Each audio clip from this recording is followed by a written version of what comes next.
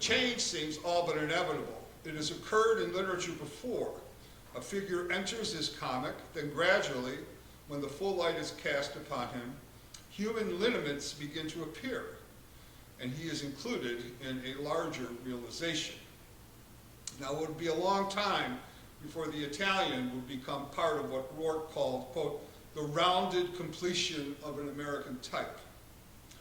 In a society governed by representation, a way of controlling people beyond the laws created, enacted, and enforced is through humiliation, through humor, where laughter and ridicule can be effective weapons of mass reduction.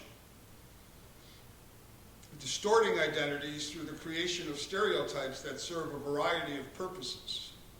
Humor, especially through irony, can also serve to reveal the prejudices and racism of those making fun of the new arrivals in the country. Now, representations of Italians in early journalism, cartoons, literary text, theater, vaudeville, and early film connects these portrayals to historical accounts. You can connect these portrayals to historical accounts of New Orleans lynching in 1891. And later, the Sacco and Vanzetti trial, the Red Scare, World War II, and the onset of media-made mafia mania. In this talk, I argue that humor by outsiders, such as in the fiction and travel writings of Nathaniel Hawthorne, Henry James, William Dean Howells, and many others, introduced the United States audience to Italian culture and were often used to repress, restrain, and contain Italian immigrant presence in mainstream American culture.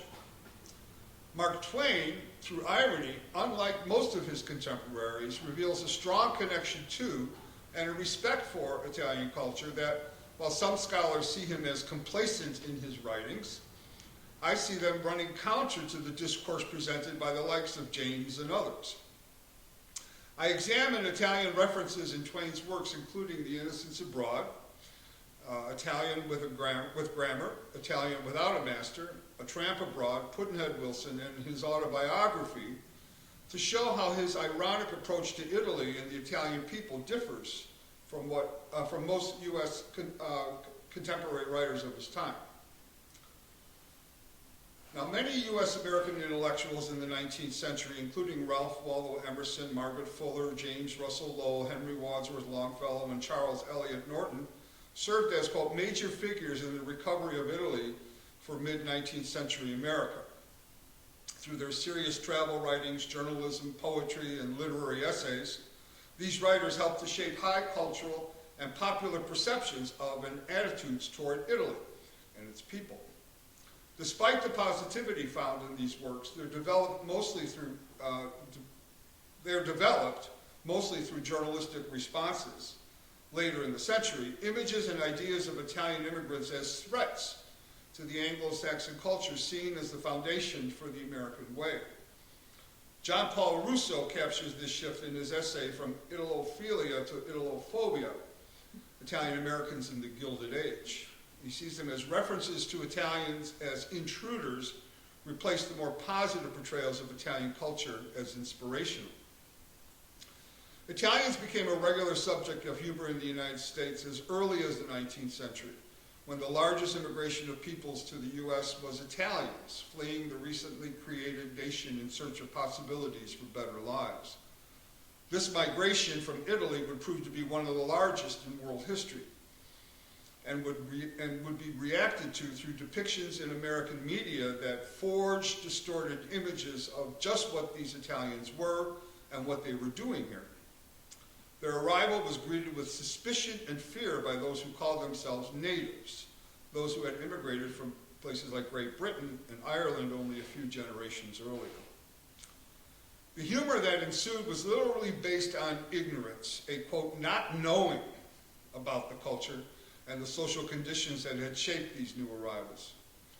This ignorance fostered a suspicion that led to the fear of the unknown and foreign. As barbed humor shaped and pointed in the direction of the Italians made its way into social discourse, newspaper and magazines were quick to accompany articles with derogatory cartoons, such as the one published in the What? And, I just clicked this? Which one do I click? The one that goes forward. So the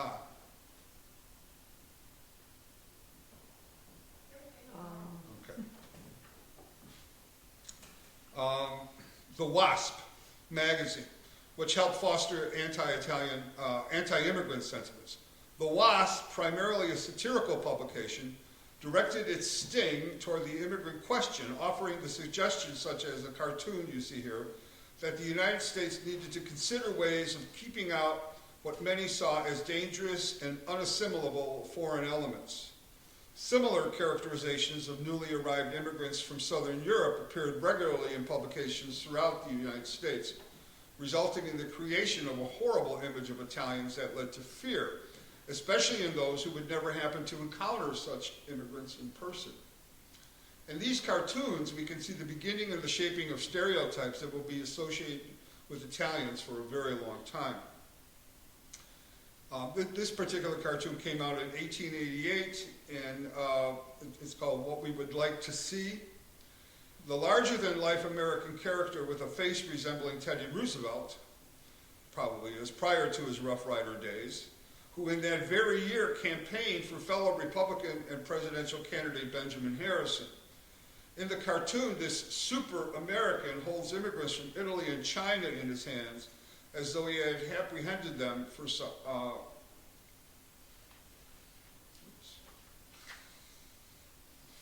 some reason, keeping them from stepping onto American soil. Stuffed in his pockets are legislative bills designed to restrict immigration. While this might be seen as folklore by now, it represents the early development of a dark humor directed toward American ethnics, portraying them as strangers in old world dress and sending the message that they were not worthy of citizenship and therefore not welcome in the United States. As the U.S. was struggling to establish its own identity in relationship to the rest of the world, especially Europe, what was and could be American would become of prime importance to the relatively young country. Making Americans would become a major focal point for social and political action during the historical period we know as the Progressive Era, roughly from 1880 to 1920, a time of industrialization and the largest period of immigration in the nation's history. Progressive Era reforms were designed to combat the social problems caused by the industrialization of production, the urbanization of the U.S. population, mass immigration, and the growing corruption of local and national governments. This period of U.S. history was the height of Italian immigration, and those Italian immigrants faced their share of abuse in nearly all social endeavors that progressives sought to change. While many Italians benefited from the reforms in labor, education, and politics, they also suffered from the backlash, as they were often characterized as part of the problems that needed to be solved. The idea of the melting pot as a metaphor for how immigrants could become American came from the title of Israel Zangwill's 1908 play about Russian Jewish immigrants, and became the lens through which reformists focused their activism. It wouldn't be long before the idea of Americanization was picked up in humor that set up native-born Americans as superior to the new immigrants. Such humor reflected that superiority theory that we know from humor, considered to be the earliest theory. Dating back to Plato and Aristotle, this theory states that people laugh at the misfortune of others because of the joy we feel at being their superiors, a way of separating them from us. This would be a crucial factor in establishing American identity, and this was a time when the U.S. was striving to do just that. As John Lowe reminds us, quote, ethnic humor has always formed part of the world of American folklore and culture, partly because it provides pleasure and partly because of its connection to the mythical concepts of aggression, struggle, and our national passion play and ritual Americanization. Humor, then, would be a key way of signaling what was and wasn't American. James Cosco, in his study, Imagining Italians, The Clash of Romance and Race in American Perceptions, 1880 to 1910, tells us, Americans had an inherited knowledge of Italians, their race, character, culture, history, tradition, society, and possibilities. Some of that knowledge derived from first-hand experience. Much of it, however, was based on textual representation in newspaper and magazine articles, paintings, engravings, photographs, and illustrations of imaginative literature, and historical, political, sociological, and scientific reports. It was through these sources, such as Jacob Riis's articles and photographs, and the writings of Edward Steiner and Henry James, that earlier ideas of Italians as noble folk changed when the Italians started leaving Italy for places like the US. This is when the idea of becoming a hyphenated American was not a viable option for new immigrants, especially as America was still in the process of defining itself in the international scene. In a speech to the Irish Catholic Knights of Columbus at Carnegie Hall on Columbus Day, in 1915, former President Theodore Roosevelt stated, "There is no room in this country for hyphenated Americanism. When I refer to hyphenated Americans, I do not refer to naturalized Americans. Some of the very best Americans I have ever known were naturalized Americans, Americans born abroad. But a hyphenated American is not an American at all. The one absolutely certain way of bringing this nation to ruin, of preventing all possibility of its continuing to be a nation at all, would be to permit it to become a tangle of squabbling nationalities, an intricate knot of German Americans, Irish Americans, English Americans, French Americans, Scandinavian Americans, or Italian Americans, each preserving its separate nationality, each at heart feeling more sympathy with Europeans of that nationality than with the other citizens of the American Republic. There is no such thing as a hyphenated American who is a good American. The only man who is a good American is the man who is an American and nothing else." The sentiment was not a new one. Well, that's what he's... The sentiment was not a new one. Back in 1899, Puck Magazine published a cartoon by J.S. Pugh that literally depicted the split loyalties projected onto the new immigrants from Southern and Eastern Europe. As the cartoon shows, real Americans should not preserve any of their ancestral cultural identities as they made their way to and into American society.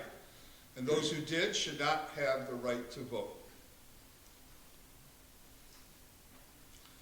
A few years earlier, just before the infamous 1891 lynching of Italians in New Orleans, the New Orleans newspaper, The Mascot, published this cartoon, which no doubt contributed to developing the sentiment that led to one of the largest recorded mass lynchings in U.S. history.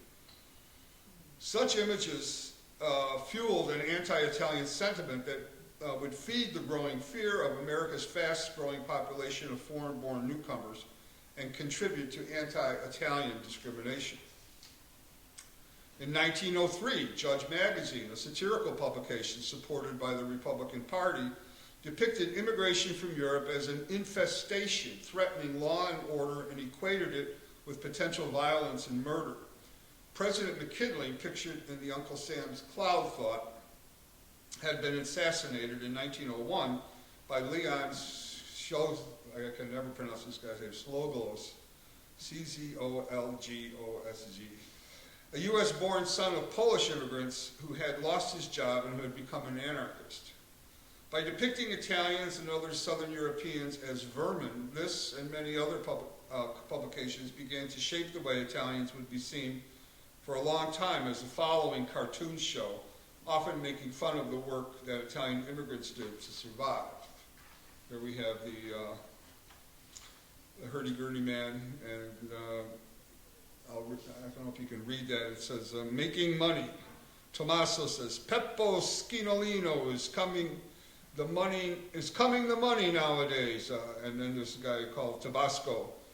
With the monk and the organ, or at home in his back room, or on the quiet. It came from Judge Magazine in 1904. And the one below it, the next one, and it's called a wop. It's a pound of spaghetti and a red bandana, a stiletto and a corduroy suit. Add garlic was make for him strong of the muscles, and a talent for black of the boots. And here we have some of the photos that depicted Italians in Jacob Riis. And a lot of people look at these and say, well, he was just kind of getting the conditions that these people were living under. But, you know, a lot of times this was the beginning of flash photography. And I don't know the first time you ever had a flashbulb go off in your face, but it certainly changed your look, you know, and that's the kind of images that people would come face to face with and say, well, these must be the Italians. Mark Twain's depictions of Italians and Italian culture in several of his publications, including Innocents Abroad, A Tramp Abroad, and Pudd'nhead Wilson, and in a few of his essays on language, reveals quite a different approach to constructing images of Italy for American consumption. His first writings of Italy appear in Innocents Abroad, which came out in 1869, where description and commentary of Italy takes up a little over 1/3 of the travelog's length. Unlike most of his contemporaries who traveled to and wrote about Italy, Twain captures more of the ordinary lives and reported on common rituals such as the evening camminata in the piazza, or the passeggiata, or the evening stroll, which he witnesses first in Genoa and describes, quote, as a pleasant fashion of promenading in a large park at the top of a hill in the center of the city, where he states, I never saw a freshet of loveliness before. And today I'm inside the Twain house. There's a picture of a young, I think it's Italian, woman. He had a little fancy for them. The camminata, which still takes place in Italy today, occurs throughout the country and continues to serve as a means of social interaction for residents and provides a means to display oneself before others, and provides also a way for exercising a basic trait of Italian culture, which is called fare una bella figura, or to cut a beautiful figure. In other words, they look good from the outside no matter what's going on the inside of them.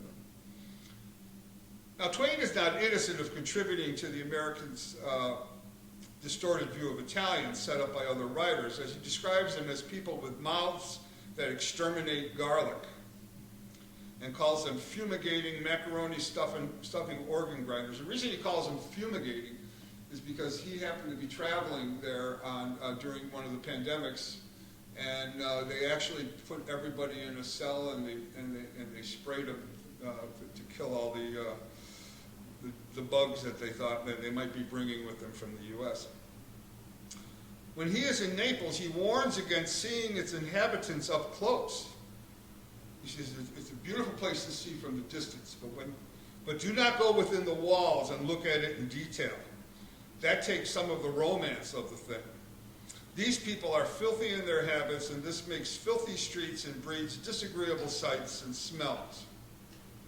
However, it is important to consider that the context for these stereotypical references refer more to the attitude of his arrogant American narrator than to Italian people, something he repeats throughout his travelogue in sentences such as, the gentle reader will never know what a consummate ass he can become until he goes abroad. So Twain's aware of the prejudice that he brings to his descriptions. And as I argue throughout the paper, his purpose is humor. His purpose is not to try to get you to understand that this is what Italian, he's trying to make you laugh, unlike many other travelogue writers.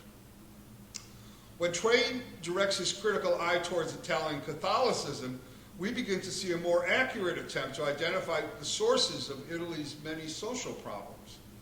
He responds to local roadside shrines of saints and martyrs and explains their presence. Quote, we were in the heart and home of priestcraft, of a happy, cheerful, contented ignorance, superstition, degradation, poverty, indolence, and everlasting, unaspiring worthlessness. By doing so, he reveals how the church, through the times of the Inquisition and the way it gathers riches and exploits the Italian people, creates what he calls degraded but happy people. The church, as the narrator suggests, enabled the very conditions that forced hundreds of thousands of Italians to emigrate in search of better lives. But Twain can't help but adding criticism of the U.S. through his comparison of the popes of Italy, through their hoarding of the arts, to the U.S. Patent Office, through his hoarding of the mechanical marvels of the American industry. Though he sets up a dichotomy of priorities that neatly reveals the differences between the two countries. Through this, he sets up this dichotomy. It isn't until recently that Twain would receive attention for his presentation of Italians in his novella, Those Extraordinary Twins, 1892, and in his novel, Pudd'nhead Wilson, 1894. Addressing the silences surrounding his treatment of Italians is both Melissa Asher Rosterkaus, who notes, critics of Pudd'nhead Wilson often discuss the problems that race poses for the black and white characters in the novel, but ignore its significance to the representation of the Italian twins, their in-between racial designation, what Rosterkaus says makes Italians invisible Negroes, and the transnational dimension of the text. Rosterkaus astutely observes that Twain, perhaps inadvertently, brings light to the north-south differences both in the US and Italy. She writes, figuratively, the twins' imperfect separation is emblematic of one of the central conflicts in the history of American and Italian nationalism. The tension between culture, racial separatism, and culture, racial pluralism, or the conflict between regionalism and nationalism. Rosterkaus remarks that Twain's separation of the novellas conjoined twins into separate beings in the novel serves to aid, at least imaginatively, in bringing a divided country back to the wholeness after the Civil War. She writes, in the context of national crisis, such manifestations suture the national wound caused by regionalism and separatism. They also negate the racialist fantasy of difference that prefigures the crisis of division. By negating such a fantasy, the text engages in a type of willful amnesia that sublimates the trauma of separation. Elisa Bourdin takes the heat off of Twain's portrayal of Italians and brings it to his critics as she identifies the possibilities for discussion of Twain's Italian subjects to expand the discourse in multicultural criticism. In her recent article, The Freak and Disabled Multiculturality, Bourdin notes that the lack of attention to the Italian twins in both Twain's novella and his novel, and real-life commentary on the Tocci brothers, who it was based on, serves to undermine the discourse of inclusion that ethnic scholars claim to advance in their discussions of ethnicity. And she writes, the multiculturality of the freak in history and in critical discourse functions as a closet for undesired subjects, a fluid category of un-Americanness, possibly by the obstructing the freaking power of the disabled body. Because originally the story was based on these Siamese twins, or conjoined twins, we call them. Thus, as Bourdin so keenly observes, Twain provides the material for identifying a flaw in earlier criticism and challenges those who use multicultural criticism to widen their scope when arguing for inclusion in the cultural discourse based on the issue of ethnicity. Another human target of Twain's humor in Italy is the native guide, who in Genoa speaks in what Twain calls a barbarous Italian. Probably what the guy is speaking is a dialect that Twain is not used to hearing. This sets up a running joke on the Italian language that he continues in his subsequent writings. That he calls it barbarous rhetorically positions himself as a competent judge of the quality of spoken Italian, even though Twain, as we will find out, doesn't know enough of the language to determine the quality of its usage. This becomes the foundation for much of his humor, and as we will see, sets himself and the American traveler as the real focus of the critical humor of these texts. Such self-effacing episodes, consistent throughout Twain's commentary on Italy, its people, and its culture, end up revealing his respect for Italian culture and his disdain for the tourist who doesn't understand the true value of what he or she is experiencing.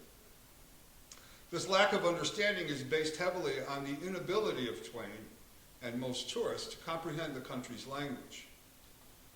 The major difference between Twain's use of Italian matter in his writings and those of his contemporaries is that by working to create humor, he makes his reader think seriously about his subjects by first making one laugh, and laugh first at the situation involving the Italian, and then again laugh at the American traveler.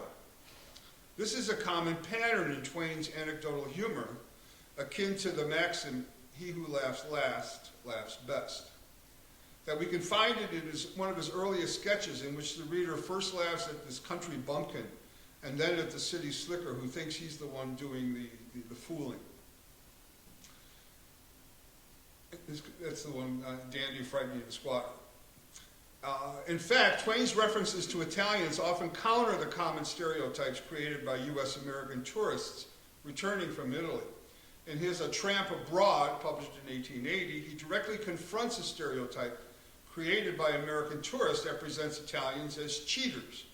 He writes, "The tourists were all agreed upon one thing: one must expect to be cheated at every turn by the Italians." He then goes on to dispute this with episodes such as the one in which the coin he gives to a young boy collecting for a public Punch and Judy show, the young boy tries to return it to him because it was too much money. This is followed by two other examples, which leads him to the conclusion that, quote, "persons connected with drama do not cheat, conductors do not cheat, and when a fan salesman in the theater and an omnibus conductor both enact honest transaction," he repeats, "these people do not cheat." These examples are used to set up the punchlines which he witnesses when he witnesses a passionate exchange in a quarrel that does not result in an expected fight. Italians are notorious for being very emotional and loud and almost seeming dangerous to outside people, and then things dissipate. "Note made," he writes, "in Italy, people who quarrel cheat the spectator." And his observation of busy Italians at work on building a German railroad along a river reveal his countering of another stereotype. "It seems the heavy work in the quarries and the new railway gratings is done mainly by Italians," he writes. That was a revelation. We have a notion in our country that Italians never do heavy work at all, but confine themselves to the lighter arts like organ grinding, operatic singing, and assassination.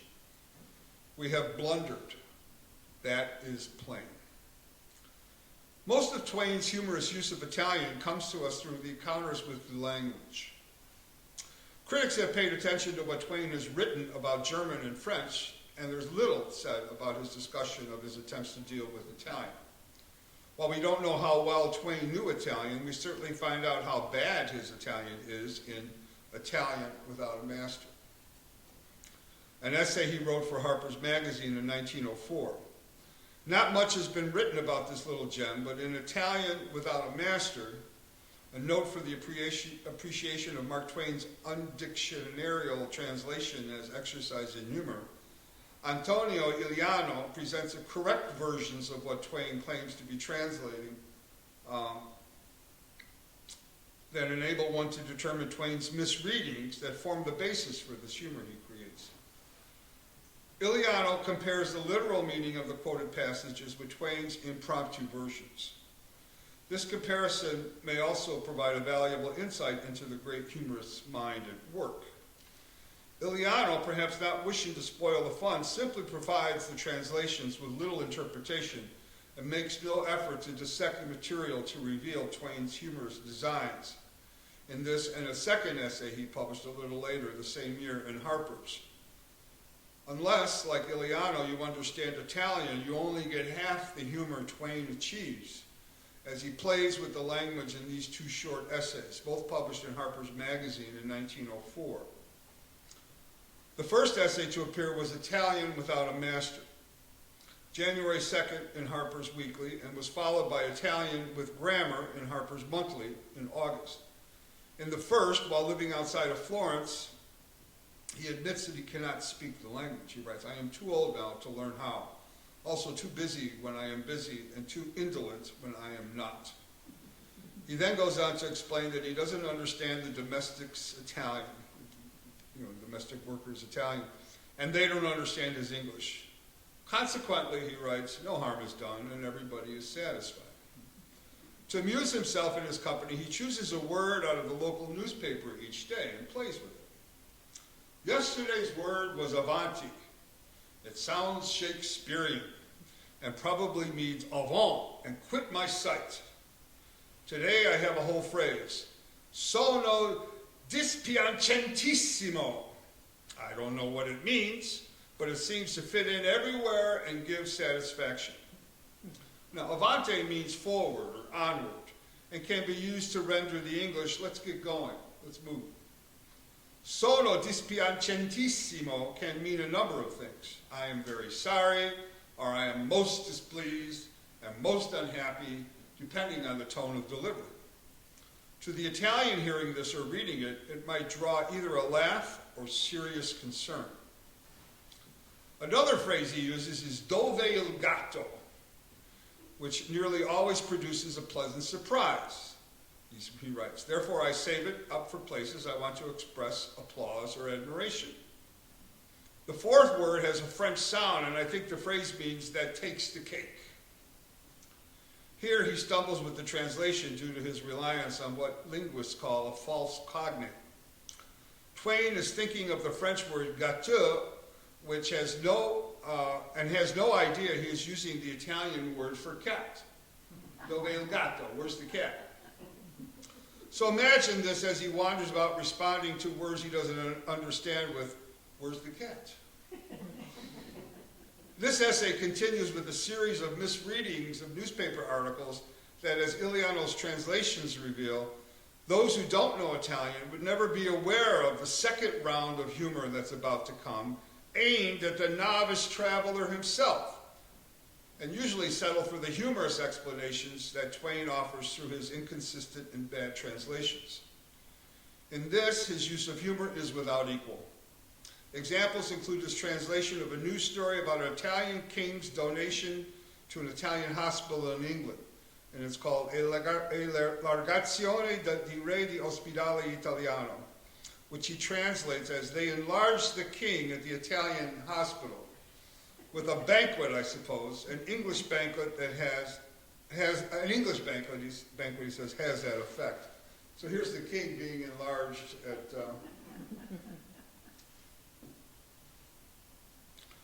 Another is through an advertisement in which appears the phrase inaugurazione della Chiesa Russa, which he mistranslates as inauguration of a Russian Chinese. This, of course, is funny because it means nothing to the English reader who is led to wonder just what it is the Italians are doing. The correct translation is inauguration of a Russian church, which fits right in with the description of the event that takes place at the Church of the Nativity of Christ and St. Nicholas the Wonder Worker, a Russian Orthodox church in Florence, which was opened in 1899. Twain's attempts at translating two more articles, one in which a princess, whom he thinks is named Sarebbe, which Sarebbe in Italian means it could be, or might have been, runs off with a coachman. He ends with his commentary, Sono dispiacentissimo, which shows in Italian that he doesn't really know what the phrase means. Twain concludes the essay with two more poor translations of news stories. One about an accident on a bridge called the Ponte Vecchio, in which his translation leads to nonsensical behavior, and the second about a man who shoots off a pistol in a Wallace, Indiana opera house when he refused to put out his cigarette, or his smoke, whatever it was. Twain wrings the humor out of his inability to understand what happens, which the English language reader has no choice of explaining other than to say that these Italians do strange things. And the Italian reader, who might know English, would be laughing only at the translator. In the second essay, Twain, who by now seems a bit wiser in his approach to language, for he has, quote, found that a person with large intelligence could read this beautiful language with considerable facility without a dictionary. But I presently found out that to such a person, a grammar could be of use at times. Since he can't seem to find the answers, he enlists the help of a local facchino or porter while he's in Italy. He asks this tutor to prepare the complete conjugation of a single verb. because they seem less stable than adjectives and such things, as he writes. In order to get a sense of how Italian formulates the association of person and tense, his discussion of verbs as belonging to families leads him to note that, quote, irregular verbs, such as the verb essere, which lead him to think that sarebbe was the name of the princess in the previous essay, were, quote, born out of wedlock. These words were born out of wedlock of unknown and interesting parentage, and naturally destitute of family resemblances as regards to all features, tails included. Here he was referring to the inflections that indicate a word's grammatical features in the Italian language. Twain humorously personifies language at first, a theater company, and then as military ranks, and asks his tutor, whom he claims to be a horse doctor, to serve as brigadier to the forces he gathers. When the tutor tells him the word for love had more than 57 ways of being presented, Twain asks for something, quote, a little more primitive. And they settle for avere, or to have. A tidy thing, he writes, and easy to handle in a sea way. 3 days later, the facchino doctor brigadier arrives and conjugates the verb, which causes Twain to question just what is it they have. The tutor then proposes using dog and commences the exercise, io ho un cane, I have a dog. Tu hai un cane, thou hast the dog. And on he goes, after which Twain remarks, they are too monotonous, too sing-song, too dead and alive. They have no expression, no elocution. It isn't natural. It could never happen in real life. A person who had just acquired a dog is either blamed glad or blamed sorry. What the nation do you suppose is the matter with these people? Twain's deflection from the work at hand is humorous to all but the tutor, who becomes defensive as he takes his student's criticism literally.